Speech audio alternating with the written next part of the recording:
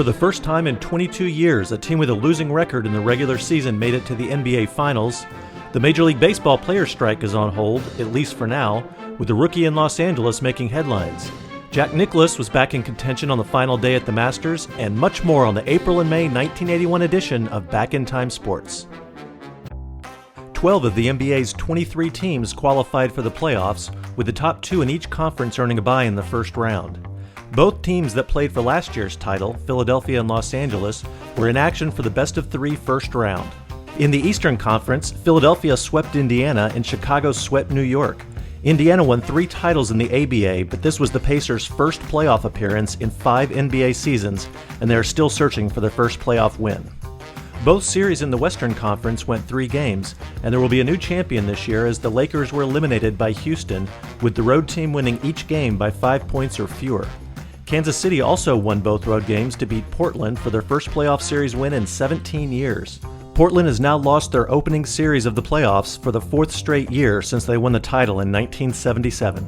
The top seeds got underway in the second round best-of-7 series, and the Celtics got off to a hot start, sweeping the Bulls.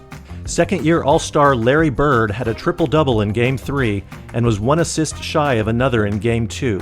Each of the other 3 series went the full 7 games, with Philadelphia edging Milwaukee by 1 point in Game 7 to set up a rematch of last year's Eastern Conference Finals with the Celtics. In the West, winning on the road was still a theme, with Houston and Kansas City knocking off the top 2 seeds, San Antonio and Phoenix. 11-year veteran Calvin Murphy scored 42 to lead Houston to a Game 7 victory in San Antonio. The Rockets also eliminated the Spurs in the playoffs last year when both teams were still in the Eastern Conference. This year's Eastern Conference Finals was a familiar pairing. It was the 16th meeting in the playoffs between Boston and Philadelphia, and after it was over, this version was widely considered the greatest of them all. The 76ers jumped out to a 3-1 series lead, winning Game 1 on 2 free throws from rookie Andrew Toney with 2 seconds left, and holding on for a 2-point win after giving up a 17-point halftime lead in Game 4. The Celtics kept their hopes alive by winning Game 5 at the Boston Garden, and Game 6 at the Spectrum, both by 2 points. Back in the Garden for Game 7, Philadelphia held an 11-point lead in the second half before the Celtics made a strong charge. Down by 7 points with just over 4 minutes left, the Celtics outscored the 76ers 9-1 to win the game and become just the 4th team in NBA history to win a best-of-7 series after falling behind 3-1. 5 of the 7 games were decided by 2 points or fewer, including the last 3, which each had Boston 1 possession away from elimination. The Celtics were certain to be favorites in the finals because for the first time in NBA history, the 2 teams in the Western Conference Finals both had losing records in the regular season. Kansas City had home court advantage, but it was Moses Malone and Houston who easily won the series. The Kings failed to reach 90 points in any of the 5 games. Houston had lost their last 12 games against Boston, including being swept by the Celtics last year in the Eastern Conference semifinals. Division realignment moved the Rockets to the Western Conference during the offseason, and they began their first ever NBA Finals fired up, taking a 6-point lead at halftime in Game 1. The Rockets ran out of steam in the fourth quarter as Larry Bird carried the Celtics to a comeback win, finishing with 18 points, 21 rebounds, and 9 assists. 2 of his points came on an incredible left-handed shot while falling out of bounds after rebounding his own missed shot. Houston evened up the series in Game 2 behind Moses Malone, their 8th road win of the postseason, which set an NBA record. The series was still even after 4 games, but the Celtics took over and clinched the championship in Game 6 with a 3-pointer by Bird ending a furious comeback attempt by the Rockets. It was Boston's 14th NBA championship. The NHL Playoffs began in April with 16 of the 21 teams qualifying, and last year's champions, the New York Islanders, taking the number 1 seed. The Islanders didn't have any trouble in the first round, sweeping all 3 games in the best-of-5 series against Toronto by a combined score of 20-4. The number 2 seed St. Louis Blues didn't have it quite so easy and needed overtime in Game 5 to defeat Pittsburgh. Number 3 Montreal was swept by Edmonton, with Wayne Gretzky setting a playoff record with 5 assists in Game 1. It was hardly the first record set by Gretzky this year. During the regular season, he broke Bobby Orr's single-season assist record with 109 and Phil Esposito's point record with 164. In the 8-9 matchup, Minnesota swept Boston, and in doing so won their first game ever in the Boston Garden after 34 straight losses over 14 years. The Rangers and Kings set an NHL playoff record with 59 penalties and 267 penalty minutes in Game 2 of their series after a brawl at the end of the first period. The Rangers outfought the Kings to win the series 3-1 and advance to the quarterfinals. In Round 2, the Islanders had 3 power play goals in Game 1 and at least one more in every game of the series against Edmonton. Wayne Gretzky scored his second hat trick of the playoffs to give the Oilers a win in Game 3, but it wasn't enough as New York advanced 4-2. The Rangers won all 3 home games and stole Game 2 in St. Louis by scoring 3 third-period goals in a span of 2 minutes and 46 seconds to advance. Minnesota beat Buffalo 4-1 to advance to the semifinals for the second consecutive season, and Calgary failed to close out the series against Philadelphia at home in Game 6, but won Game 7 on the road to take their series. Of the top 6 seeds that started the playoffs, the Islanders were the only team left playing in the semifinals, and it was an all-New York matchup with the Rangers. The rivals met 2 years ago in the semifinals, with the Rangers winning. The Islanders got revenge this year, sweeping the Rangers and winning every game by at least 3 goals. In the other matchup, Calgary lost Game 1 at home and couldn't recover, losing the series to Minnesota 4-2.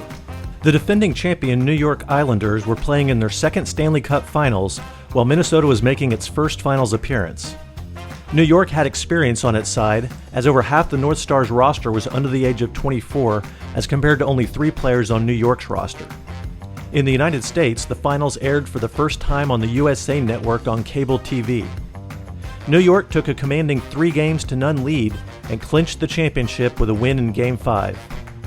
Dino Ciccarelli of Minnesota set rookie playoff records with 14 goals and 21 points in the North Stars' 19 playoff games, but it was the Islanders' Butch Goring who won the Conn Smythe Trophy as the most valuable player in the playoffs. A looming players' strike didn't stop the Major League Baseball season from starting on time, with the favorites for the American League pennant this year being New York and Kansas City at 2-1, Baltimore at 3-1, and Milwaukee at 4-1. In the National League, it was Houston at 2.5-1, Montreal at 3-1, Los Angeles at 3.5-1, and defending champions Philadelphia at 4-1. The Orioles, who missed the playoffs last year despite winning 100 games, have 3 former Cy Young Award winners on their pitching staff: Jim Palmer, Mike Flanagan, and Steve Stone. The Yankees, who also won 100 games last year, made the biggest splash in free agency, signing Dave Winfield to a record contract. The Astros added free agent Don Sutton, and the Expos are counting on rookie Tim Raines to make an impact. The traditional opening game in Cincinnati began the season with a duel between all-star pitchers Steve Carlton and Tom Seaver, but it was the bullpen that decided the game in the 9th, with Tug McGraw walking in the winning run for the Reds. The starting pitchers did make headlines later in April, becoming the 5th and 6th pitchers ever to record 3,000 strikeouts. Carlton is the first left-hander to accomplish the feat. The Giants and Padres debuted new managers in their matchup on opening day, and it's safe to say the combined home run total of the 2 former players was the most ever between opposing managers. Frank Robinson is taking over the reins for San Francisco, and Frank Howard for San Diego. They are both former National League Rookies of the Year, and between them they have 968 home runs. The Padres won in 12 innings, and no home runs were hit in the game. Carlton Fisk did manage to hit a home run, and it was against his former team. The new White Sox catcher, who was a 7-time All-Star with the Red Sox, hit a 3-run blast in the 8th inning to give the White Sox a 5-3 win in their season opener. Fisk still has good support in Boston, with the fans at Fenway applauding his homer. At 20 years old, Fernando Valenzuela of the Los Angeles Dodgers became the youngest pitcher to start an opening day game since Catfish Hunter in 1966. It was his first Major League start and a successful one as well, with Valenzuela pitching a shutout against the Astros in front of 50,000 Dodger fans. Combined with his relief appearances last year, he began his career without giving up a run in his first 33 2/3 innings in the majors, and only 1 run in his first 62 innings. At the end of May, Valenzuela leads the majors with 8 wins and 79 strikeouts. Fernando Mania, as they call it, has officially begun. Len Barker of the Cleveland Indians threw the 10th perfect game in Major League history in May. Unfortunately, not many people saw it, with only 7,290 in attendance. There isn't any wind in Seattle's Kingdome, but umpires ruled a slow roller was a hit because it was blown foul. Amos Otis hit a grounder along the third base line when Mariners third baseman Lenny Randle got onto his hands and knees and appeared to attempt to blow the ball foul. Randle claimed he only yelled at the ball, but the umpires awarded Otis a hit. The longest game in professional baseball history took place in April between two AAA teams. The Pawtucket Red Sox and Rochester Red Wings played 32 innings, and there is still not a result as the game was called after 8 hours at 4 a.m. with the score tied 2-2. The Red Sox scored in the bottom of the ninth to force extra innings, and 12 innings later the Red Wings scored in the top of the 21st. However, third baseman Wade Boggs of Pawtucket drove in a run to tie the game. Rochester third baseman Cal Ripken was 2 for 13 and is expected to be called up by the Baltimore Orioles this year. The previous record of 29 innings was in 1966 between the Miami Marlins and St. Petersburg Cards. At the end of May, the Dodgers have the best record in baseball at 33-15. Oakland got straight A's for their performance in April, starting the season 17-1, and the Cubs were still hibernating when the season began, starting 5-27. If you haven't heard the term Sabermetrics before, you're not alone. Only about 750 hardcore baseball fans would know that it refers to the analysis of baseball statistics to determine objective knowledge about the game. Those 750 fans are the ones who have a subscription to the Baseball Abstract, a collection of statistical observations and formulas written, edited, and published by Bill James, who was highlighted in the May 25th issue of Sports Illustrated. James started selling his Baseball Abstract in 1977 with a small classified ad in the back of the Sporting News.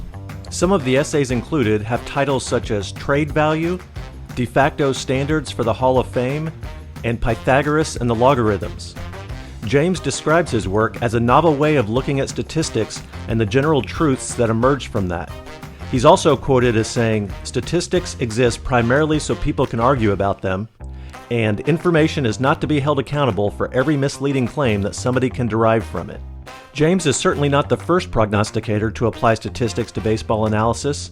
In 1910, sports writer Hugh Fullerton published an article titled The Inside Game, The Science of Baseball. That was 4 years after using his own brand of analysis to correctly predict that the White Sox would beat the heavily favored Cubs in the World Series.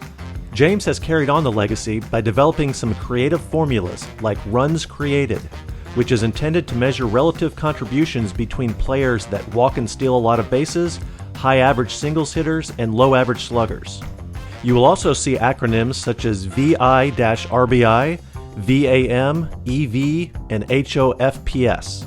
These stand for Victory Important Runs Batted In, Value Approximation Method, Established Value, and Hall of Fame Prediction System. The complex formulas don't always lead to accurate predictions. James picked the world champion Phillies to finish 5th in the NL East last year. The 1981 version of the Baseball Abstract will be available soon for a cost of $13. Several hundred spectators gathered at the New York Sheraton for the NFL Draft, but many more were watching from home. For the second straight year, the NFL Draft was broadcast on the cable television network ESPN.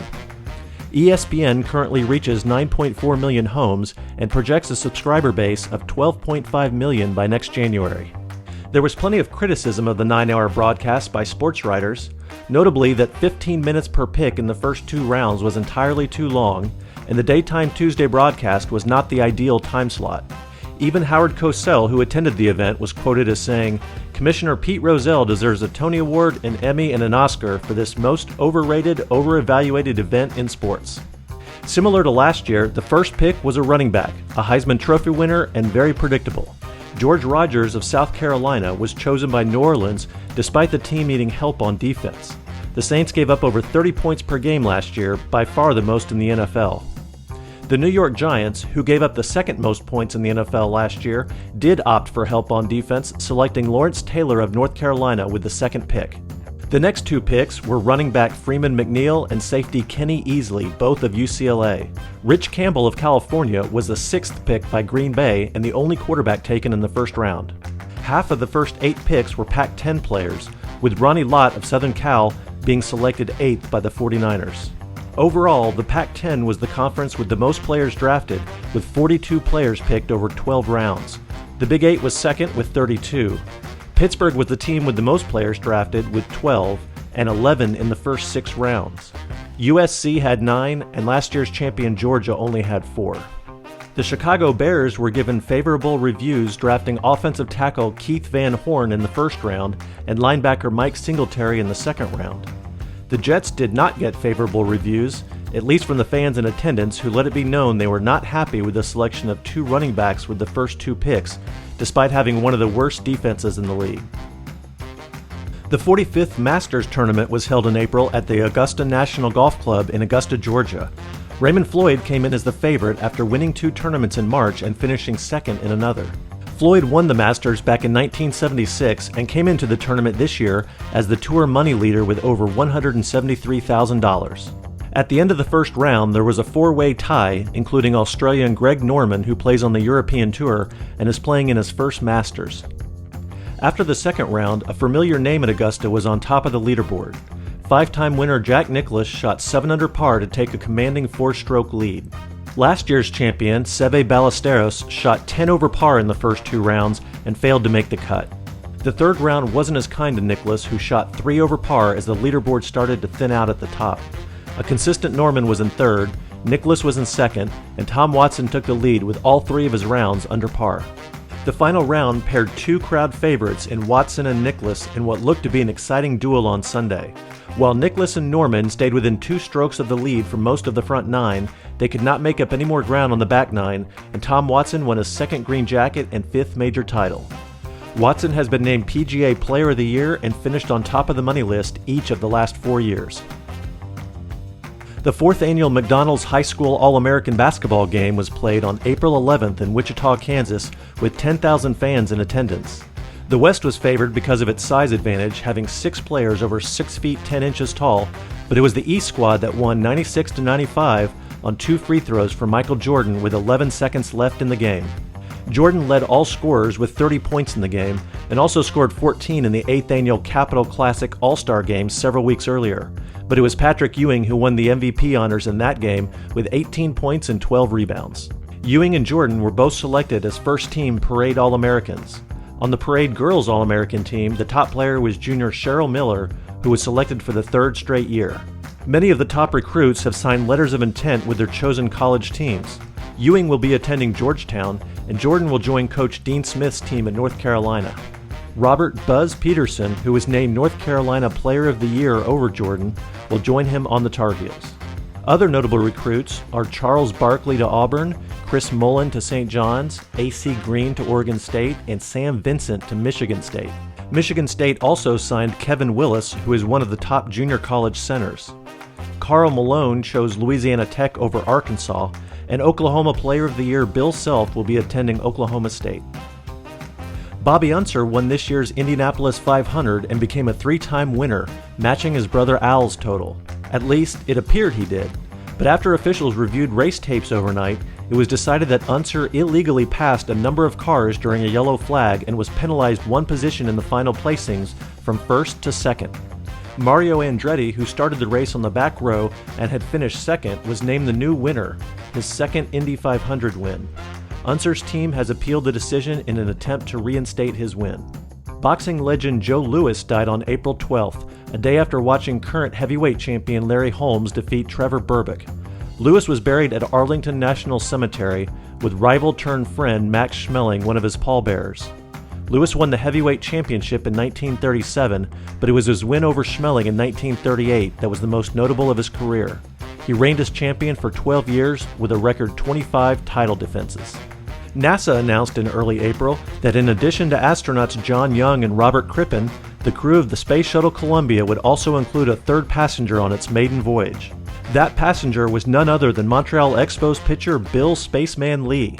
Launch director George Page said that Lee's experience as a radiation specialist in the Army Reserve would be an asset on the flight, and who better to be on the first space shuttle flight than someone with the nickname Spaceman. It's worth noting that the date on this article was in fact changed to April 1st, and although the Space Shuttle program did have a successful orbital flight and landing, Lee was actually in Pittsburgh pitching in relief the day it launched. That's all for April and May 1981. Looking ahead to the next episode, we'll highlight the NBA draft, more from the Major League Baseball season, NFL news, and much more on the June and July 1981 edition of Back in Time Sports.